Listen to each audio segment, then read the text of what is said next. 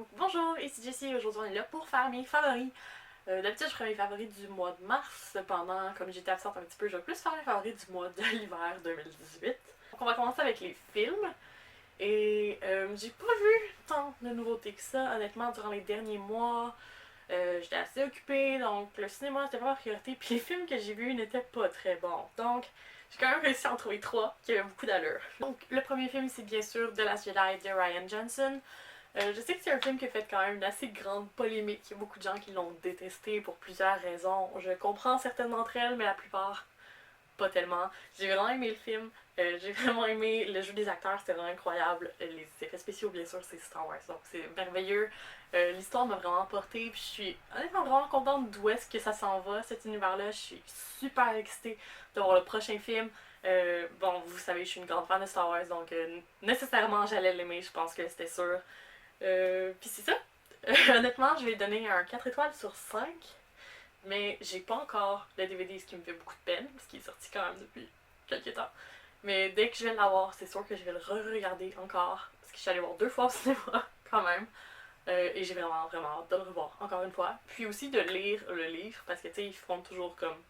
Ils sortent toujours un livre basé sur le film. Et j'ai hâte de voir ça parce que souvent ça donne un petit plus sur ce qui se passe dans la tête des personnages, puis c'est toujours très apprécié. Donc j'ai très hâte à ça. Le deuxième film en fait que je suis allée voir et que j'ai vraiment aimé, c'est Black Panther de Ryan Coogler. Donc je trouve que ça a amené vraiment un vent de fraîcheur à l'univers de Marvel. Je suis vraiment contente, ça faisait super longtemps que j'attendais ce film-là. Puis j'ai vraiment pas été déçue. Les acteurs étaient tous merveilleux, la musique est super bonne, je veux dire la trame sonore est vraiment excellente de ce film-là. Je sais pas, je pensais avoir de points négatifs sur ce film-là, c'est vraiment bon. C'est sûr que c'est un film de super-héros, j'ai des gens qui sont venus me voir puis qui ont fait Ah, tu sais, Jessie, tu m'as dit que c'était bon, mais moi je trouvais que c'était juste un autre film de super-héros. C'est Black Panther. C'est un gars qui se déguise en panthère pour sauver le monde, là. Je veux dire, je sais pas à quoi tu t'attendais, mais c'est ça que tu vas avoir. Pour un film de super-héros, puis même en tant que film en général, c'est vraiment bon. Puis je pense que t'as pas nécessairement besoin d'être un grand film, un grand fan de comics pour pouvoir l'apprécier. C'est très bon. Au niveau visuel aussi, j'ai quand même beaucoup aimé. Donc définitivement, c'était un excellent film, puis je lui ai donné 5 étoiles. Donc le troisième film que j'ai vraiment aimé, c'est Love, Simon de Greg Berlanti. Donc c'est basé sur le livre, voyons, Simon vs. The Homo Sapiens Agenda de Becky Albertalli. Les gens en parlaient beaucoup, avaient vraiment hâte que ça sorte, et définitivement je suis allée voir, et j'ai vraiment, vraiment aimé ça. C'est un film qui est très drôle, très touchant, c'est une comédie romantique assez simple, je dirais. C'est pas révolutionnaire sur aucun point, à part que le personnage principal est homosexuel. Ce qui est vraiment le fun, parce que oui, on a eu des films avec des personnages gays, mais c'est la première fois, en 2018, c'est la première fois qu'on a un film, une comédie romantique légère avec un personnage homosexuel comme personnage principal. Puis c'est vraiment important, ça, puis j'en reviens pas qu'on en ait pas eu avant. Puis ça fait tellement du bien de voir un film avec un happy end où est-ce qu'il n'y a pas comme un des deux qui décide de se suicider ou des parents qui comme le rejettent ou whatever. Ça fait du bien, on est rendu là, puis c'est le fun de voir ça, puis je suis vraiment contente, puis comme il y a une scène qui m'a vraiment fait pleurer, si vous avez vu le film, vous savez laquelle, vous avez probablement pleuré vous aussi, c'était vraiment juste excellent, puis ça aussi la trame sonore est très bonne, donc yay pour des films avec des bonnes trames sonores, c'est quoi ça? Keep Going 2018. Donc c'est ça, je lui ai donné 4 étoiles parce que ben c'est quand même juste un run-com. Fait que je savais pas si ça méritait comme la 5e étoile. Parce que quand même, non, c'est vrai, j'avais un problème avec le film, je vais pas vous dire c'est quoi parce que c'est quand même spoilery. C'est pas nécessairement un problème avec le film, c'est juste, à un moment il y a des personnages qui font de quoi puis j'étais comme... Donc c'est juste ça en fait mon problème. Le chat est à l'entrée, ce sera pas long. Et donc ensuite au niveau série, il y a également seulement 3 séries qui m'ont vraiment marqué durant les derniers mois. Donc la première c'est la série Violet Evergarden qui est disponible sur Netflix. Donc c'est une série animée qui parle d'une jeune fille qui vient de finir de la guerre, qui doit dans le fond se réadapter au monde. Cependant elle depuis qu'elle est toute jeune est à la guerre, donc elle a été utilisée comme un outil plutôt que comme une personne, puis elle doit apprendre à vivre en société, puis à apprendre à dealer avec ses émotions, puis... Oh mon dieu! Cette émission m'a détruite! Il y avait seulement 13 épisodes, c'est quand même court, c'est très atmosphérique, je dirais, comme émission. C'est vraiment de toute beauté. Les 2 premiers épisodes sont assez lents, il se passe pas grand chose. Mais une fois qu'on est habitué au rythme, je pense que ça devient vraiment facile d'apprécier ça. Apprécier l'animation qui est très belle. Honnêtement, ça m'a rendu vraiment émotive cette série-là. Je recommande vraiment ça à tout le monde. C'est vraiment court à regarder. C'est des épisodes de 24 minutes. Seulement 13 épisodes. Il n'y aura pas d'autres saisons. Puis je trouve que c'est vraiment le fun aussi des séries où est-ce qu'il y a seulement peu d'épisodes, où est-ce que tu vas vraiment comme traitement d'un sujet puis ça s'étire pas trop pour rien. Donc, définitivement, j'ai vraiment adoré ça. Si j'avais à noter sur des étoiles, je donnerais 5 étoiles parce que c'était juste wow. Donc, j'ai adoré. Ensuite, il y a eu la saison 5 de Voltron. Si vous suivez ma chaîne depuis longtemps, vous savez que je suis un petit peu en amour avec cette série-là. Je l'adore. C'est l'histoire d'un robot géant qui se bat dans l'espace. C'est vraiment génial, honnêtement. Donc ça aussi, c'est sur Netflix pour ceux que ça intéresse. La saison 5 était vraiment excellente. C'est pas la meilleure saison, je pense quand même que la troisième, c'est ma préférée. Cependant, il y a eu beaucoup de progression pour les personnages. D'ailleurs, mon personnage préféré a eu beaucoup de mal dans cette saison. Et comme, j'espère qu'à la prochaine, il va y avoir un petit peu de bien aussi. Parce que je l'aime tellement. Donc, définitivement encore quelque chose que j'ai vraiment aimé. Et je le recommande. Ensuite, la troisième émission, c'est The X-Files. Bon, c'est pas une nouveauté aucunement, mais j'ai décidé de me plonger là-dedans et là je suis rendue à la saison 6. Non, je suis arrivée à finir la saison 5 et j'aime vraiment, vraiment cette émission-là. C'est super bon. Je trouve que ça a quand même bien vieilli, sauf des fois il y a comme des épisodes sur comme la foi des Scully pis c'est pas super intéressant. Il y a des épisodes aussi sur des sujets qui sont clairement très genre années 90. C'est peut-être pas nécessairement si pertinent de nos jours. Il y a un petit peu cette peur là, de la technologie qui est plus tellement là aujourd'hui. Donc, il y a certains épisodes qui ont pas super bien vieilli, mais en général, je pense que ça passe le test du temps. C'est vraiment une bonne émission. J'adore la complicité qu'il y a entre Mulder et Scully. J'adore. Je trouve ça vraiment drôle comme émission. Je trouve ça assez hilarant. J'aime beaucoup les aventures dans lesquelles ils vont. Puis j'ai commencé à croire aux théories d'extraterrestres à cause de ces émissions-là. Donc, ouais. Ensuite, au niveau musique, je sais que je ne suis jamais à jour là-dedans. Mais là, il y a quelques petites nouveautés qui sont sorties. Puis genre, j'ai découvert des chansons que j'aimais vraiment beaucoup. Je voulais partager ça avec vous. Donc, premièrement, la chanson Asleep de Majid Jordan. Qui est vraiment une excellente chanson avec un rythme assez électro, je dirais. Je suis vraiment pas bonne pour décrire la musique. Fait c'est bon. C'est ce que je vais dire. Les paroles aussi, c'est quand même vraiment chouette, là. Genre, je sais pas, je trouve que c'est vraiment une bonne chanson. J'aime ça écouter ça le matin, ça me donne un petit pep.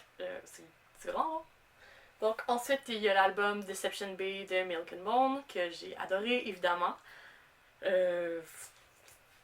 J'aime beaucoup Milk and Bone. J'attendais cet album-là avec impatience. Donc, je suis vraiment contente.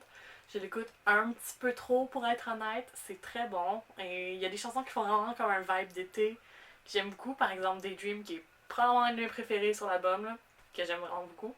Donc, définitivement, allez regarder ça. Ensuite, autre album, l'album The Neighborhood de The Neighborhood. Donc, ça aussi, je suis vraiment contente de savoir qu'il y avait un nouvel album qui s'en est. J'étais super excitée et ça ne m'a pas déçue. Leur son a changé un petit peu. Je pense qu'ils vont un petit peu vers une vibe plus rose, j'ai l'impression. Comme, ok, moi j'associe vraiment la musique avec des couleurs, donc je vois vraiment ça comme quelque chose de plus rose, légèrement floral, mais pas trop. Il y a définitivement une vibe électro qui est encore là. J'écoute quand même beaucoup de musique électro ces temps-ci. Je sais vraiment pas c'est quoi le genre de musique que j'écoute comme. Je pourrais pas vous qualifier ça d'une façon ou d'une autre là. Parce que je me connais absolument pas. Moi j'écoute de la musique puis je suis comme oui c'est totalement genre de la barbe à papa. Puis je fais une playlist barbe à papa parce que c'est ça que ça m'évoque. Donc définitivement ça c'est un bon album, j'ai vraiment aimé. Il y a quelques chansons qui me rendent vraiment émotive également dans l'album comme je pourrais pas vous dire le titre là maintenant là, faudrait que j'y repense mais wow, j'aime vraiment cet album là. Give it a go, c'est vraiment bon. Et enfin, la chanson Boy de Off and Off, que je suis pas mal sûre qu'elle est en coréen. Il y a des bouts en anglais, mais comme, je suis pas mal sûre que c'est du coréen qui dit. À moins que je sois vraiment folle. Faudrait que je regarde les paroles. C'est vraiment bon. Il y a aussi une vibe électro, donc je pense que c'est juste dans l'air du temps, savoir que j'aime l'électro ces temps-ci. C'est bon aussi. Un petit peu dans le même rythme que Sleep, je dirais. Il y a un vibe qui est vraiment là, c'est super bon. Pour ceux qui veulent voir mes découvertes musicales, j'ai fait une playlist Spotify, je vais laisser le lien en description. Si jamais vous cherchez de la nouvelle musique comme moi puis vous connaissez vraiment pas ça, je pense que j'écoute de la bonne musique.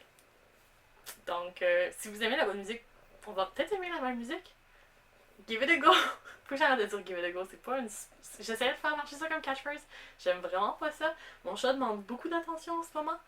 Donc on va arrêter. Après, on passe au livre. Et là, honnêtement, ma lecture a été vraiment difficile. J'ai eu un gros reading slump au début de l'année, comme durant tout le mois de janvier, pour vrai, j'ai pratiquement pas lu. J'ai lu comme Albertine en 5 temps, puis comme 2 BD, je pense, dans tout le mois de janvier. C'était vraiment pas un bon mois pour moi. J'ai eu de la misère, puis depuis, j'ai pas vraiment plus lu encore, donc il n'y a pas tant de livres que ça, honnêtement, j'aimerais vous parler. Je vais parler des livres que j'ai pas avec moi en premier, comme ça va être fait. Donc le premier c'est Saga tome 7 de Brian K. Vaughan. Je ne sais toujours pas comment dire son nom, un jour je le saurai. Bon, comme tout le reste de la série Saga, j'ai vraiment adoré. 5 étoiles, c'est super bon, j'ai rien à dire. Génial. J'ai hâte au 8. That's all I've gotta say. Ensuite, ouch! Non!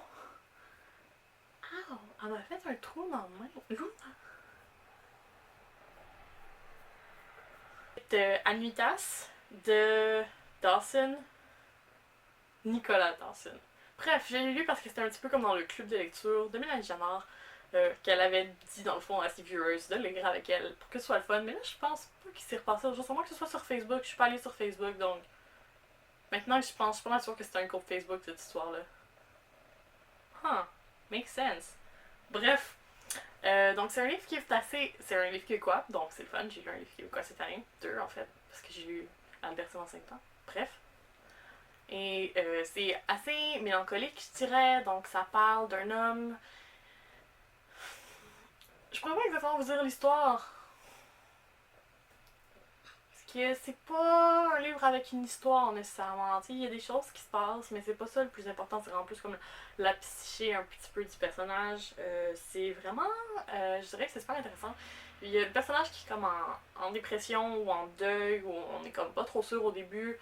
Puis il y a des passages qui étaient vraiment. Qui venaient me parler, j'ai l'impression. Comme il y a un passage où le personnage va au gym, puis il dit qu'il aime ça au gym, c'est juste comme sortir de chez lui, mettre ses souliers, marcher jusqu'au gym, rentrer, dire allô à l'accueil. Ça, c'est vraiment stressant. Puis comme, c'est comme un combat à faire. Puis ça, j'ai trouvé ça tellement vrai. Parce que j'aime ça aller au gym, j'aime juste pas ça. Aller au gym. Aller au téléphone. Puis comme plein de choses comme ça, tu sais, comme faire l'épicerie, j'aime vraiment ça. Mais tu sais, sortir de chez moi, croiser du monde, mettre un manteau. Ugh. Ça, c'est toute une autre histoire. Donc, il y a quand même des passages comme ça qui sont vraiment venus me chercher. C'était un livre qui avait un rythme assez lent, je dirais. Mais, je veux dire, parce qu'il se passe pas grand chose. Fait que c'est. À ce niveau-là, c'est lent, cependant, la façon que les phrases, que les chapitres sont formés. Ça, il y avait un très bon rythme, je dirais, j'ai vraiment aimé ça, ça se lisait quand même bien. Surtout la première partie, c'est vraiment des textes plus courts qui suivent. Donc ça se lisait vraiment bien. Puis ensuite, c'était un peu plus long, mais c'est toujours aussi bon, puis on est vraiment rendu dans le livre à ce moment-là. Donc, oui, j'ai vraiment aimé ça à ce niveau-là. C'est assez poétique d'une certaine façon. C'est pas un recueil de poésie, c'est vraiment un roman, mais il y a vraiment quelque chose de poétique, une recherche du langage là-dedans. Puis je trouve ça vraiment intéressant, c'est vraiment bon. Je vous conseille définitivement de lire ça, c'est super. Je pense que je vais donner la note de 4 étoiles sur 5. Les 2 livres que j'ai avec moi, donc le premier c'est Simon vs. The Homo Sapiens Agenda de Becky Albertalli. Donc avant d'aller voir le film, je voulais lire le livre, voir What was the hype all about. D'ailleurs, il y a mon billet de cinéma dans le livre. Donc, ouais. Et je pense que c'est le livre qui m'a sorti de mon reading slump. C'est vraiment. C'est un petit. Encore une fois, c'est rien de révolutionnaire comme histoire. C'est une petite histoire d'amour assez nunuche. Vraiment simple. Mais c'est ça qui en fait toute la beauté. C'est vraiment bon. Ça se lit très vite. Je l'ai lu comme en 2 jours. C'est juste le fun à lire. C'est super léger. Donc, tu sais, si vous cherchez comme quelque chose de vraiment profond sur le sens de la vie, c'est pas ce que vous cherchez. Mais si vous voulez vraiment quelque chose de le fun, quelque chose qui va vous faire du bien, je le recommande définitivement. Si vous avez le goût d'une romance, c'est super cute. J'ai vraiment aimé ça. Donc, définitivement une recommandation pour moi. Je vais en donner, comme le film, la note de 4 étoiles. Et enfin, le dernier livre dont je vais vous parler, c'est une bande dessinée qui est un petit peu une surprise pour moi, à quel point j'ai aimé ça, mais c'est Batman Rebirth numéro 4, ouh, j'allais dire 5, The War of Jokes and Riddles. Donc, honnêtement, les bandes dessinées, j'adore ça, mais Batman, j'ai vraiment pas accroché. Je veux dire, il y a quelques titres qui m'ont accroché. Tu sais, comme j'ai quand même aimé.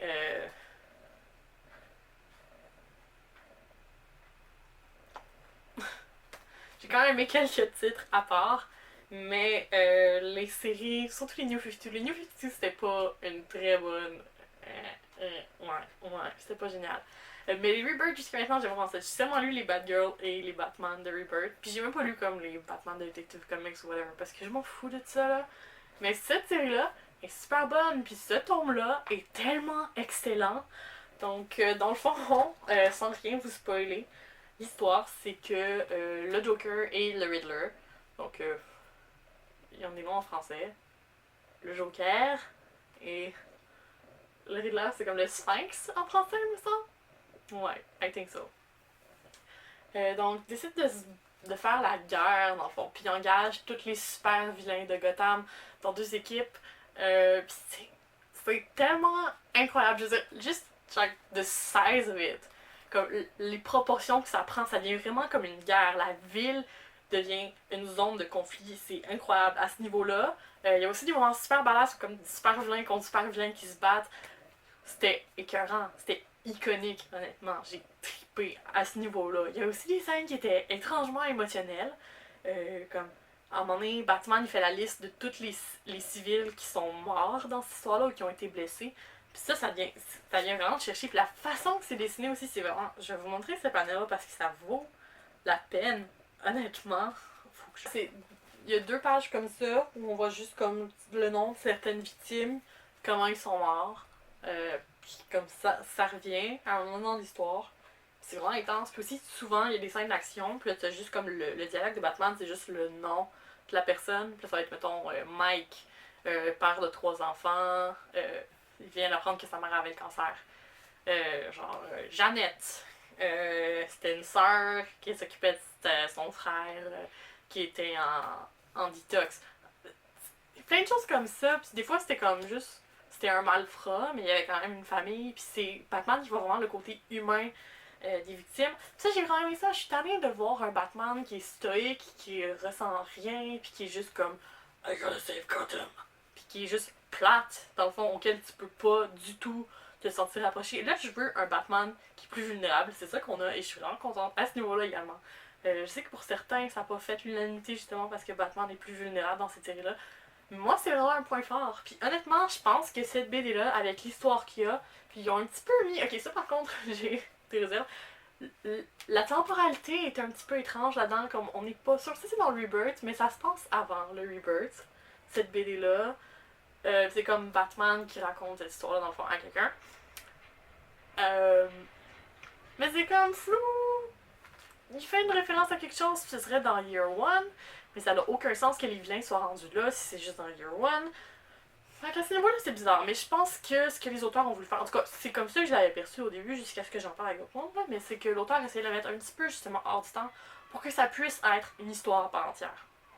Pour que tu puisses juste lire A War of Joke and Riddle sans avoir lu le reste. Fait que là, il y a un petit peu d'extra, parce que c'est quand même Batman qui raconte cette histoire-là à quelqu'un.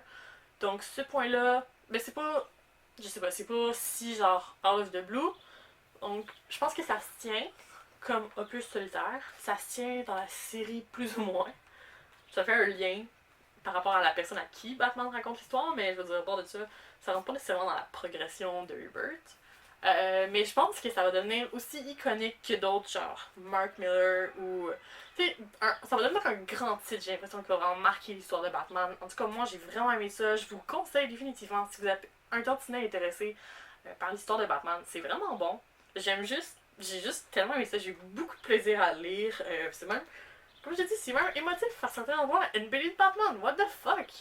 J'ai full aimé ça. Je ne peux pas le recommander assez. C'est 5 étoiles. 6 étoiles. Je l'aime. Je l'aime anti-pépère. Donc, that's it for the books. Cette vidéo s'en vient vraiment plus longue que ce que j'avais prévu. J'arrête pas de parler. Je suis vraiment désolée. Je vous dis merci et à la prochaine!